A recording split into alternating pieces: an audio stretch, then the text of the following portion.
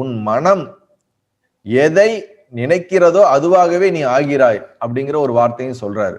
அப்ப நம்ம நினைச்சுக்கிட்டு இருக்கோம் இந்த உடம்புல இருக்கக்கூடிய இந்த மனசுதான் நம்மளை இயக்குது, அதுதான் அது நம்ம விருப்பப்படிதான் அது நம்ம பண்ணிக்கிட்டு இருக்கோம் நம்ம நினைச்சுக்கிட்டு இருக்கோம். ஆனா அது கிடையவே கிடையாது. இங்க வசிஷ்டர் சொல்றாரு, உன்னை இயக்குவதும் உன் உடலை இயக்குவதும் உன்னோட இந்திரியங்களை இயக்குவதும் உன் மனம்தான் அப்படிங்கிறார். உன்னுடைய இந்திரியங்க மனம் தனக்கு என்ன ஆசைப்படுதோ அந்த ஆசையை நிறைவேற்றிக்கிறதுக்கு தான் இந்த உடலே தவிர இந்த உடலுக்கோசரம் மனசு கிடையாது. மனதில் இருக்கக்கூடிய ஆசைகளை நிறைவேற்றிக்கிறதுக்கு இந்திரியங்கள் மூலியமாக இந்த உடலின் மூலியம் எல்லா செயல்களையும் நம்ம செய்து கொண்டே இருக்கிறது. நம்ம நினைக்கலாம் அது எப்படிங்க அந்த மனசுனா எனக்குள்ளதான் எனக்கு தெரியுது என் மனசுல என்ன நடக்குதுன்னு. அப்படி கிடையவே கிடையாது. நமக்கு 100% நம்மளுடைய மெமரி கெப்பாசிட்டி இருந்துச்சுன்னா ஒரு 5% தான் நம்மளுடைய ரெகுலர் ஆக்டிவிட்டிஸ்ல நம்ம பயன்படுத்துறோம். இந்த ஃப்ரண்டல் லோப்னு சொல்லக்கூடிய இந்த கான்சியஸ் மைண்ட்ல ரொம்ப குறுகிய டேட்டா தான் நம்மளால அக்சஸ் பண்ணவே முடியும். நிறைய விஷயங்கள் நம்மளோட சப்கான்சியஸ் மைண்ட் தான் அது எல்லாத்தையும் ஃபங்க்ஷன் பண்ணிக்கிட்டே இருக்குது. ஸோ இந்த இடத்துல நம்ம மனம்னு வசிஷ்டர் சொல்றது சப்கான்சியஸ் மைண்டை தான் இங்க மீன் பண்றாரு.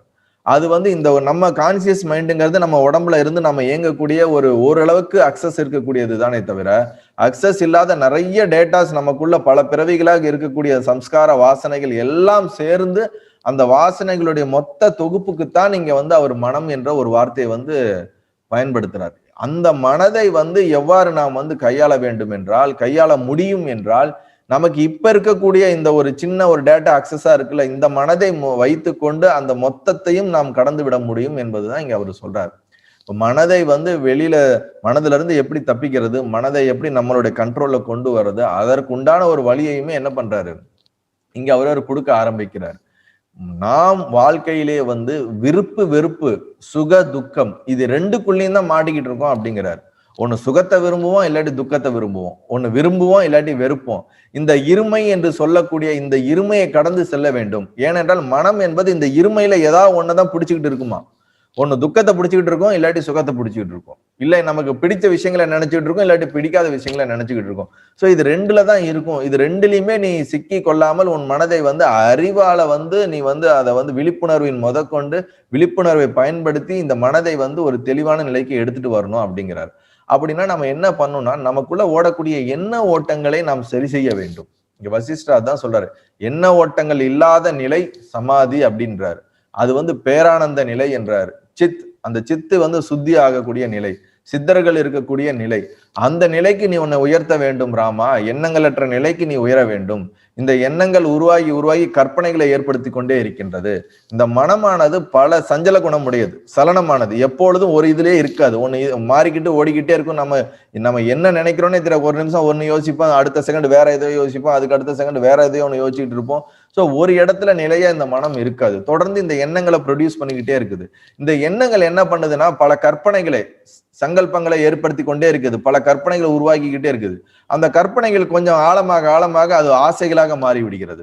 அந்த ஆசைகள் மாறின உடனே நம்ம என்ன நினைச்சிடறோம், இந்த ஆசை நான் நிறைவேற்றினாதான் எனக்கு சுகம்னு நம்ம நினைக்க ஆரம்பிச்சிடறோம். ஸோ இந்த மனதோட வெளிப்பாடு எப்படி இருக்குன்னா ஆசைகளாக வெளிப்பாடா இருக்குது.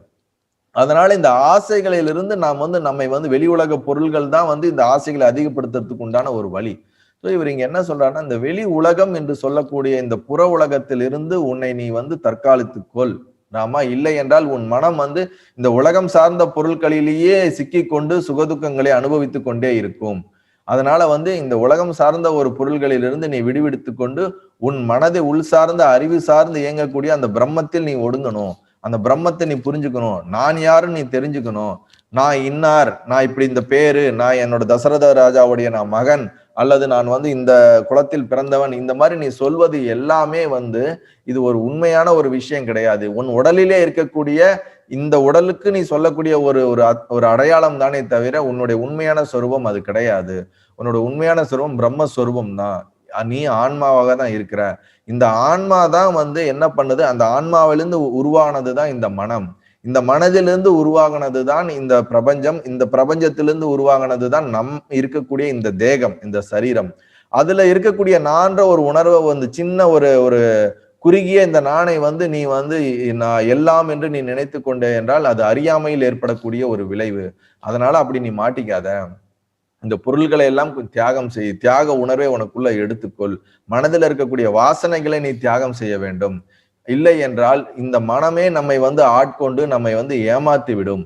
அதனால வந்து நிறைய விஷயங்களை படிக்கணும், நீனு சாஸ்திரங்களை படிக்கணும், வேதங்களை படிக்கணும், நிறைய தவம் பண்ணணும்னு சொல்றாரு ராமருக்கு. அது மட்டும் இல்லாமல் வந்து பல ஞானிகளுடைய இருந்து பழகி அவர்கள் சொல்லக்கூடிய சத்தியங்களை உள்வாங்கிக் கொள்ள வேண்டும். இதெல்லாம் நீ பண்ணுவதன் மூலியமாக உனக்குள்ள மனசாந்தி ஏற்படும்.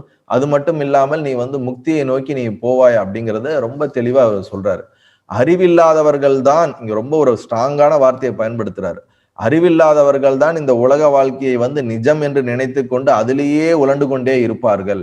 அறிவிருப்பவர்கள் இதில் இருக்கக்கூடிய சத்தியங்களை புரிந்து கொண்டு இது எப்படி வந்து காணல் நீர் போல், எப்படி பாம்பு வந்து கயிறாக தெரிவது போல் இது உண்மையாக தெரிந்தாலும் இதில் ஒரு பொய்த்தன்மை இருக்கிறது என்பதை உணர்ந்து கொள்வார்கள்.